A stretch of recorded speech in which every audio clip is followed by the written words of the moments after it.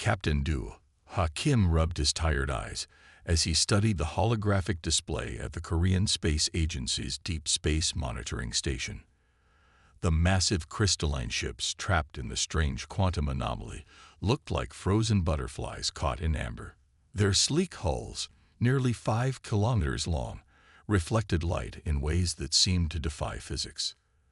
The night shift had been quiet until 20 minutes ago, when their sensors detected the anomaly forming at the edge of the solar system. At first, they thought it was a sensor malfunction. Then the ships appeared, their designs unlike anything humans had ever seen. Another signal coming through. "Sir," Lieutenant Ji-Soo Park called out, her fingers dancing across the holographic interface. The young lieutenant's usual calm demeanor showed cracks of excitement. They're broadcasting on multiple frequencies now. The main screen filled with streams of data, most of it incomprehensible. But among the chaos, clear patterns emerged. Mathematical sequences that matched human broadcasting protocols. Someone on those ships was very clever. "They're learning our communication methods in real time," Kim said, leaning forward. "Run it through the translation matrix." The computer worked quickly, and suddenly a voice filled the control room. It spoke in heavily accented but understandable English. "To any receiving species, we require immediate assistance. Our fleet is trapped in a quantum displacement field. Our systems are failing. Please respond." The voice carried a note of desperate dignity that made Kim's heart race. He grabbed the comm unit. "This is Captain Du Kim of the Korean Space Agency on planet Earth. We are receiving your transmission. Can you describe your situation?" There was a pause, then. "Our fleet was traveling through normal space when we encountered an unexpected quantum anomaly. Our advanced drive systems reacted poorly. We are now trapped in a cascading field that is slowly crushing our ships. We have lost 3 vessels already." Kim exchanged looks with his team. Lieutenant Park pulled up sensor data showing the incredible forces at work around the alien fleet. The quantum field was like nothing they had ever encountered, a twist in space-time that seemed to feed on energy. The more the alien ship struggled, the stronger it became. "Sir," Park said quietly, "their hull integrity is dropping. At the current rate, they have maybe 48 Earth hours before the field crushes them completely." Kim took a deep breath. This was beyond anything they were equipped to handle, but he couldn't just watch them die. "Attention alien fleet, we are analyzing your situation. Please continue transmitting data. I am contacting our world's governments now." The response came quickly. "Thank you. We did not expect to find help here. Our charts showed this as a developing system with limited space travel." Kim allowed himself a small smile. "We may surprise you. Stand by." He turned to his team. "Contact every major space agency and research institution. Wake up everyone who needs to be woken up. We have 2 days to save an alien fleet using technology they'd probably consider primitive." The control room burst into activity. As Kim drafted his preliminary report, he glanced again at the trapped ships. Their crystalline surfaces pulsed with trapped energy, like beating hearts. Somewhere inside those massive vessels were beings who had crossed the stars, only to find themselves depending on the help of the species they hadn't even known existed. Lieutenant Park looked up from her station. "Sir, we're getting readings of thousands of life signs aboard those ships. Families. Children." Kim nodded grimly. "Then we better not let them down. Humanity's first contact with an advanced alien species won't be watching them die when we could have helped." He straightened his uniform. "Get me the president. And find out if CERN is awake. I have a feeling we're going to need their particle physicists." The night sky outside the control room windows seemed to sparkle more intensely than usual, as if the stars themselves were watching to see what humanity would do in this moment. In the next 48 hours, the human race would either gain powerful new allies or watch helplessly as an advanced civilization died on their doorstep. Captain Kim had no intention of letting it be the latter. "Send them another message, Lieutenant. Tell them help is coming." He smiled slightly and asked them how they feel about tau cables. Dr. Hainu Lee paced the crowded conference room at CERN headquarters in Geneva, where scientists from 20 nations had gathered for an emergency meeting. The holographic display showed the latest data from the trapped alien fleet, their crystalline ships still pulsing with energy that only made their situation worse. "Look at these readings," he said, highlighting a section of the data stream. "Their quantum drives are incredible. They can probably cross galaxies in days. But right now, that advanced technology is killing them." He slammed his hand on the table in frustration, causing coffee cups to rattle. Director Sun Mei Kang watched from her seat, her mind racing through possibilities. As head of South Korea's Advanced Engineering Division, she had spent her career solving impossible problems. "Dr. Lee is right," she said, standing up. "The more energy your ships emit, the stronger the quantum field becomes. It's like quicksand. The harder they struggle, the faster they sink." The room buzzed with concerned murmurs. They had less than 40 hours now before the fleet would be crushed. The aliens had already tried shutting down their systems, but the residual energy in their hull materials was enough to maintain the deadly feedback loop. "Then we use what we know best," Kang continued, moving to the center of the room. "Mechanical engineering. Simple physics. The kind of solutions that worked before humanity had quantum computers and fusion drives." She pulled up an old diagram on the main screen, a simple block and tackle system. "Sometimes the old ways are best. Their ships are trapped in a quantum field, yes, but they still have mass. They still follow basic physical laws." Dr. Lee's eyes widened as he understood. "You want to physically pull them out. With cables." "Reinforced graphene cables," Kang corrected, "combined with electromagnetic tethers. Nothing fancy. No quantum fields, no exotic energy. Just pure mechanical advantage." The room erupted in discussion. Some scientists argued it was too simple, others that it was brilliant in its simplicity. An Indian physicist pointed out that they had been approaching the problem from too advanced an angle, trying to match the aliens' level of technology. "The aliens couldn't solve this precisely because they're too advanced," Kang explained. "They've forgotten how to solve problems without quantum mechanics and AI. But humans, we still remember the basics." Dr. Lee was already running simulations.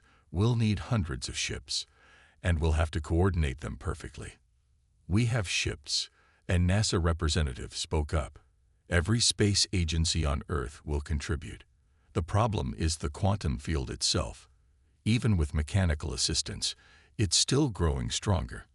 That's when Dr. Lee had his second realization of the day. What if we combine approaches? Use mechanical force to hold them steady while we disrupt the quantum field using particle accelerators. Not to overpower it. That's what the aliens tried. But to create a counter-resonance, like noise-canceling headphones. Director Kang smiled. "Simple and complex working together. That's what humanity does best." She turned to the room. "We need 3 teams. One to organize the space tug fleet and design the cable systems. One to work on the quantum disruption technology. And one to coordinate with the alien fleet.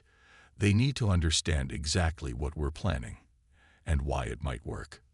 The scientists quickly divided themselves into groups, centuries of competition forgotten in the face of this challenge. They had 40 hours to save thousands of alien lives using a combination of ancient physics principles and cutting-edge science. As the teams got to work, Dr. Lee approached Director Kang. "You know what the aliens will think of this plan. Using ropes and pulleys to save their advanced fleet." Kang smiled. "They'll either think we're primitive or brilliant. Either way, if it works, they'll never forget that humanity saved them by remembering something they forgot. Sometimes the simplest solution is the best solution." The next hours would be crucial.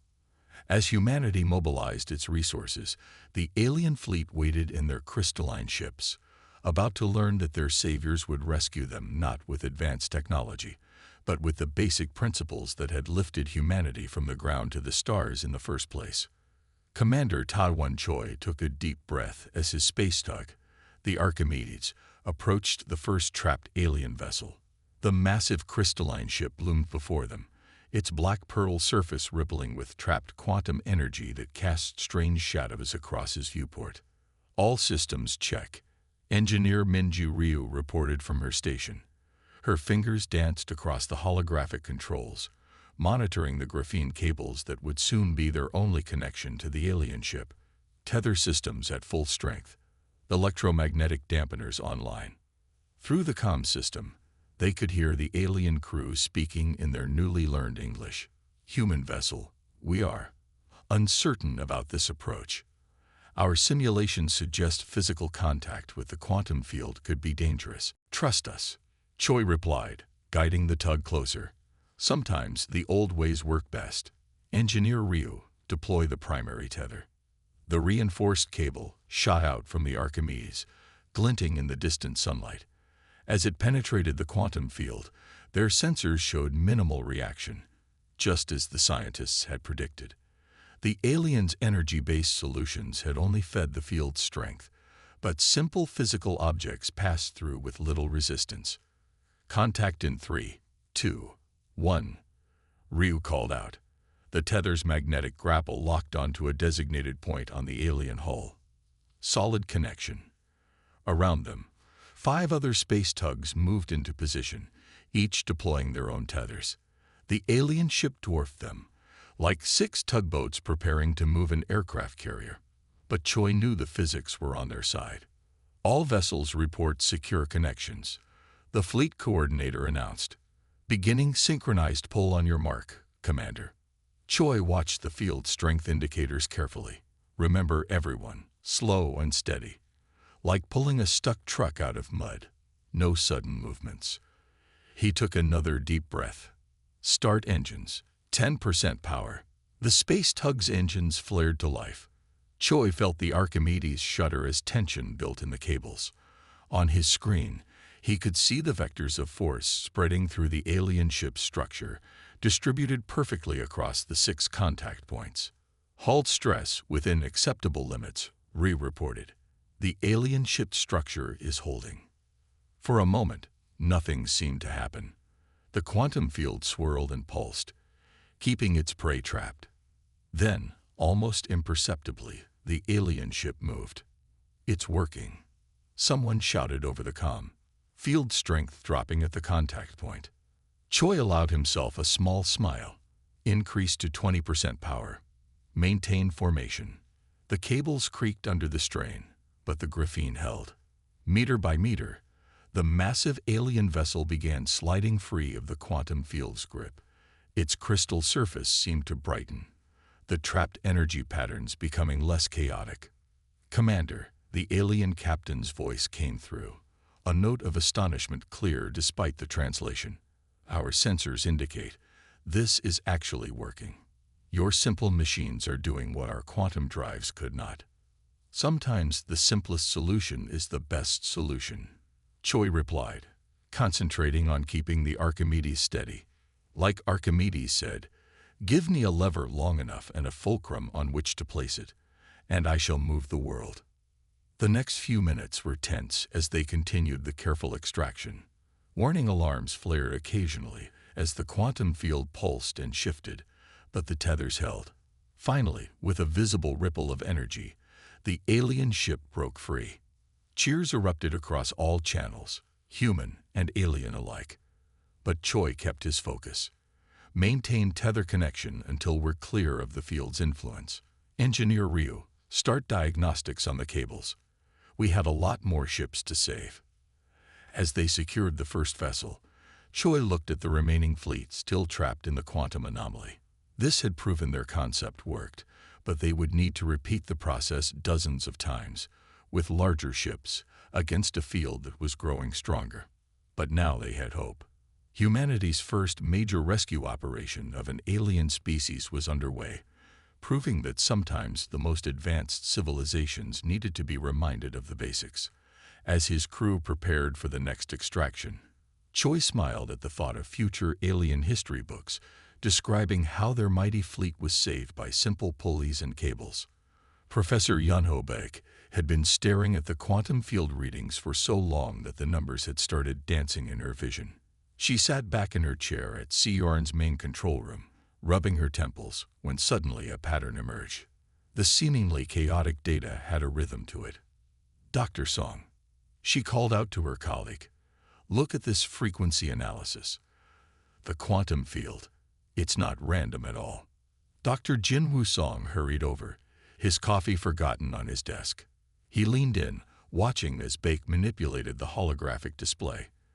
The field's energy patterns pulsed in regular intervals, like waves on a beach. "It's like a song," Baek said, her eyes bright with excitement. "See these resonance patterns? They repeat every 3.7 seconds, but with subtle variations." She hummed the pattern, drawing strange looks from other scientists in the room. Song's eyes widened as he understood. "And if it's a song," he started, "we can create a counter-melody," Baek finished. "Not to overpower it. That's what the aliens tried. But to cancel it out, like noise-canceling headphones." They quickly pulled up the specifications for CERN's particle accelerator network.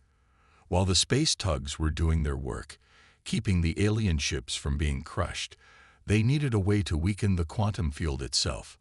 "If we time the particle pulses just right," Song said, running calculations, "we could create a counter-resonance.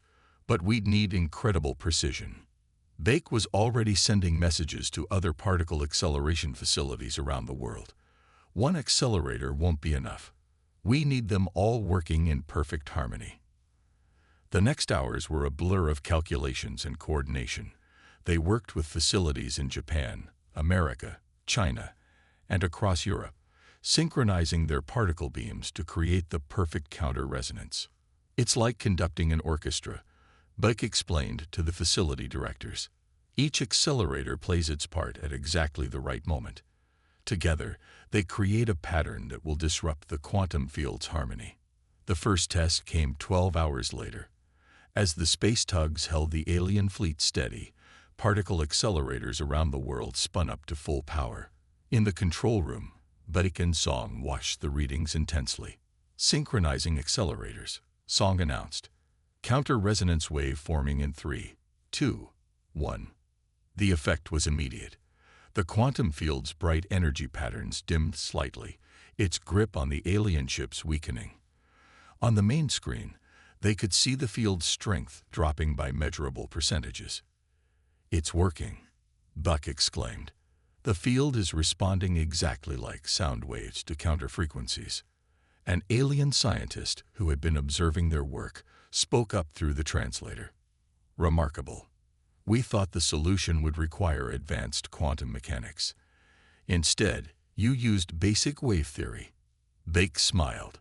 "Sometimes the universe's most complex problems have simple rhythms at their heart. We just had to learn to hear the song, and then sing back." They spent the next hours fine-tuning the resonance pattern, working with the space tug teams to coordinate their efforts. As the particle beams weakened the field, the tugs could pull ships free with less force, reducing the risk of structural damage. "We're not just fighting the field anymore," Song explained to the facility directors. "We're dancing with it, using its own patterns against it." As more alien ships broke free from the quantum trap, Baek kept thinking about how this discovery would change physics. They had proven that even the most complex quantum phenomena followed musical-like patterns that could be understood and countered with relatively simple principles. The aliens, for their part, were documenting everything. Their advanced sensors recorded data that their own scientists had missed, too focused on complex solutions to see the underlying simplicity. "You've taught us something valuable," the alien scientist told Baek and Song. "In our pursuit of advanced technology, we forgot to look for the basic rhythms of the universe." As the counter-resonance continued its work, weakening the quantum field note by note, Baek couldn't help but think that this was why humanity had succeeded where the aliens had failed. They still remembered how to listen for the simple songs hidden in complex problems. Captain Dae Sung Park's hands gripped his command chair as alarms blared across the bridge of his control ship. The quantum field had suddenly strengthened. threatening to crush the largest alien vessel, a massive colony ship carrying thousands of families. Hull breach in their Section 4. His sensor officer called out. The field is adapting to our counter-resonance.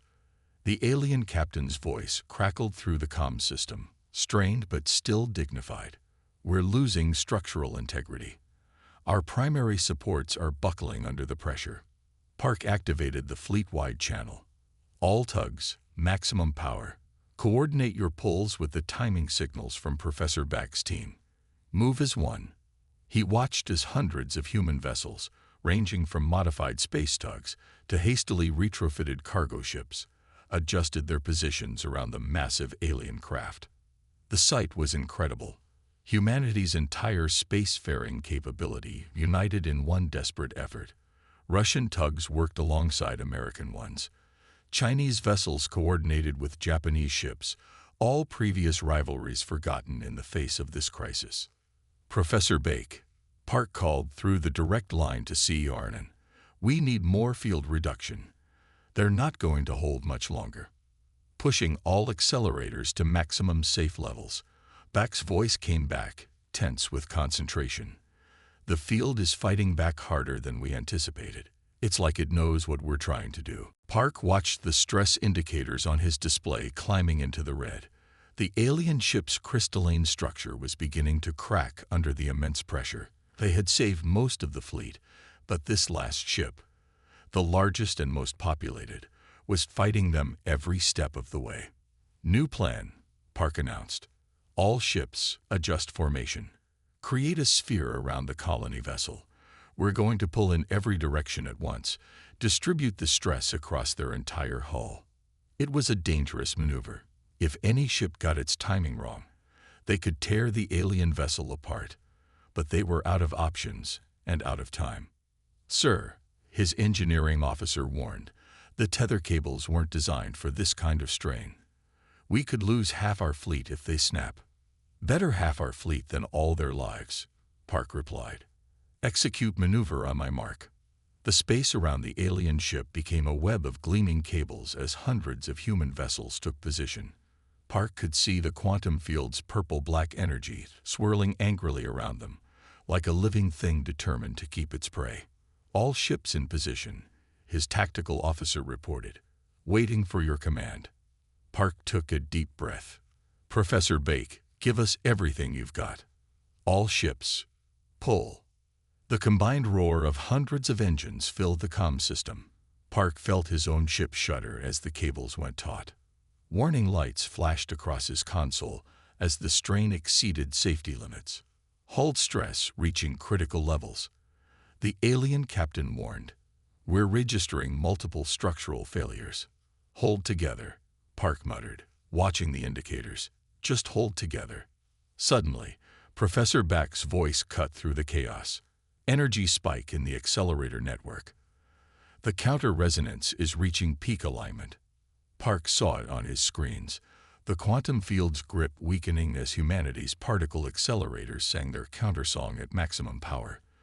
The alien ship's surface began to glow, not with the sickly purple of the field, but with its natural crystalline brilliance. One final push, Park ordered. Everything you've got.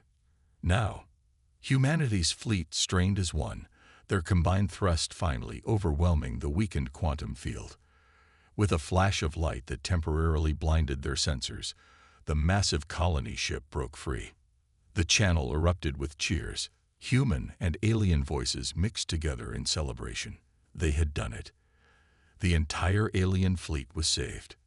As Park slumped back in his chair, exhausted but smiling, the alien captain's voice came through on a private channel. Captain Park, what you and your people risked for us today, we will never forget this. Just remember, Park replied, watching the human ships beginning to detach their cables. Sometimes the best solutions are the ones that bring people together. Today proved that humanity's greatest strength isn't our technology. It's our ability to unite against impossible odds. The alien colony ship's lights began to come back on, thousands of families safe inside, their rescue made possible by the combined effort of an entire planet's worth of cooperation. It was Park thought. One hell of a first impression for humanity to make on the galaxy. Chief Engineer So Min Kim's fingers flew across her control panel as she monitored the massive energy readings from Earth's magnetic field.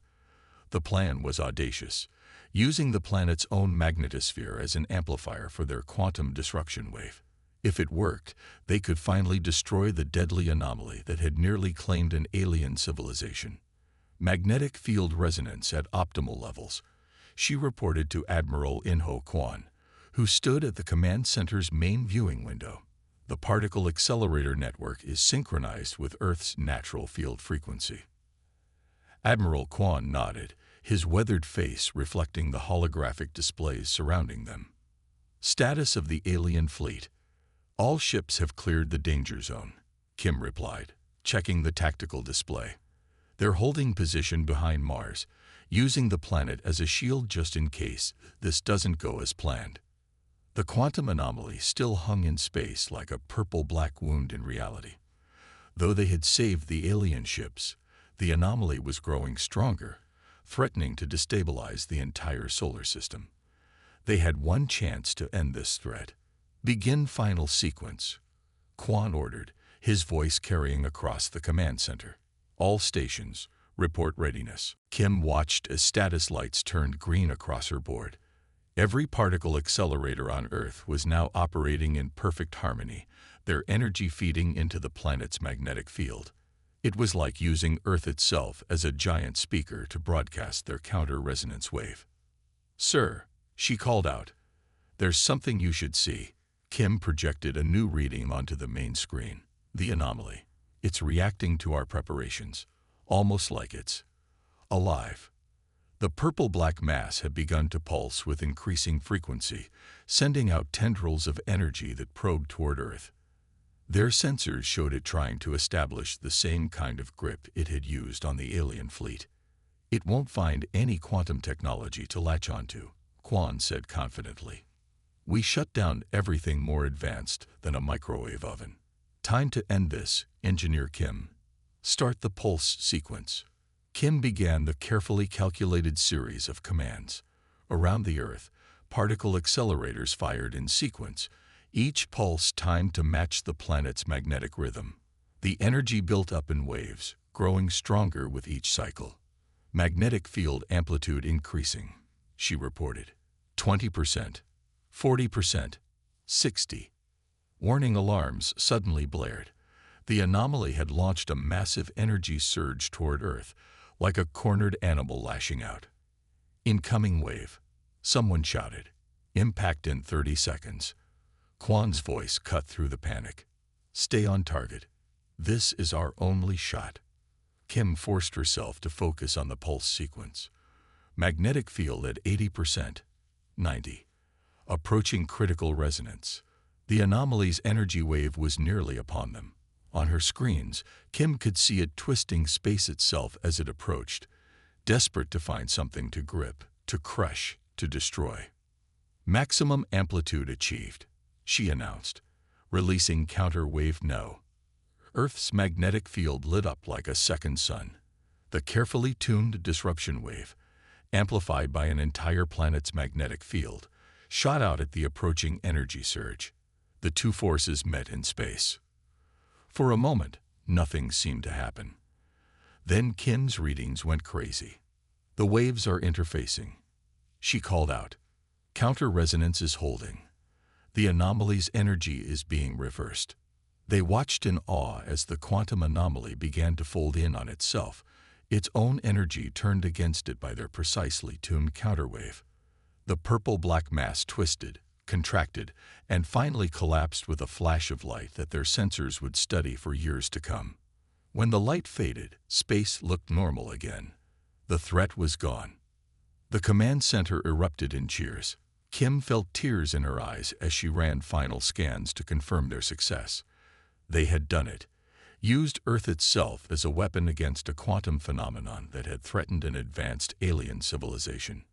Admiral Kwon approached her station. "Well done, Engineer Kim. I believe we just added planetary magnetic field amplification to humanity's list of achievements." Kim smiled tiredly. "Sir, the alien fleet is hailing us. They're asking permission to return and to thank us properly." Quan looked out at the now clear space where the anomaly had been. "Tell them they're welcome. I think humanity just proved we can handle some advanced neighbors." As she sent the message, Kim thought about how they had turned their entire planet into a weapon of harmony rather than destruction. It seemed like a good metaphor for humanity's potential when they worked together. Earth Ambassador Hai-Jin Cho smoothed her formal diplomatic jacket as she waited to address the combined council of human and alien representatives. 3 months had passed since the rescue of the alien fleet, and this first official meeting would set the tone for their future relationship. Through the crystal windows of the space station where they had gathered, she could see Earth glowing like a blue jewel. Beside it, the alien fleet's crystalline ships sparkled, their hulls fully repaired and shining with their natural brilliance. Ambassador Cho, the lead alien representative, said, using their now perfect translation systems, "Please address the council." She stepped forward, looking at the diverse faces before her. Human diplomats from every nation mixed with the tall, elegant forms of their new alien allies. The rescue operation had changed both civilizations in profound ways. 3 months ago, our peoples were strangers, she began. Today, we stand together as proof that the universe has endless ways to surprise us. She gestured to the technical diagrams hovering in the air. Your quantum technology has already revolutionized our medical science. Our simple mechanical solutions have given your engineers new perspectives on problem solving. The alien council members nodded in agreement. Since the rescue, they had embraced the idea of combining their advanced technology with humanity's practical approaches. The results had been remarkable. But more important than the technology we've shared, Cho continued, is the trust we've built. When your fleet was trapped, you took a chance on an unknown species. When we saw you in trouble, we didn't hesitate to help. She brought up images from the rescue. Hundreds of human ships working together, the particle accelerator network spanning the globe, Earth's magnetic field turned into a weapon of salvation. We've learned that advancement isn't just about technology. It's about keeping our minds open to all possibilities, from the most complex quantum mechanics to the simplest pulley system. The alien fleet commander stood, his crystalline ceremonial armor catching the light. Ambassador Cho speaks truth. Our civilization had forgotten something vital in our rush to advance. That wisdom comes in many forms. Humanity reminded us of this. He turned to address the whole council, which is why we propose not just an alliance, but a true exchange. We offer to establish joint research facilities, cultural centers, and educational programs. Let us learn from each other's strengths and overcome each other's blind spots. Cho smiled as excited murmurs filled the chamber. This was what she had hoped for, not just diplomatic pleasantries, but real cooperation. The universe is vast and full of challenges, she said. Some will require quantum computers and faster-than-light drives. Others might need a simple lever and a place to stand. Together, we'll be ready for both. The council erupted in applause, human hands clapping while alien appendages created musical tones of approval.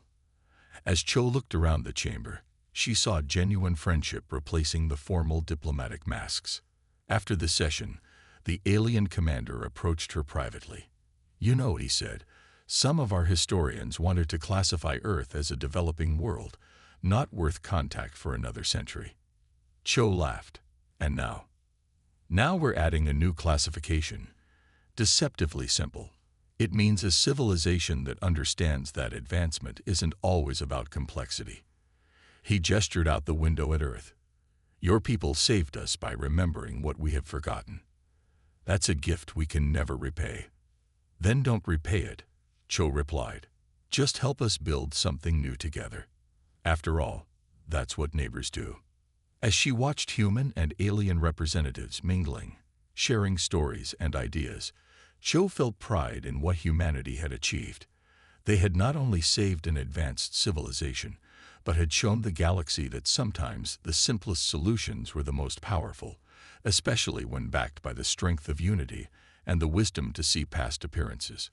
The legacy of those desperate days would echo through both civilizations for generations to come, a reminder that in the vast universe, no one species had all the answers. But together, they could face any challenge, one simple solution at a time.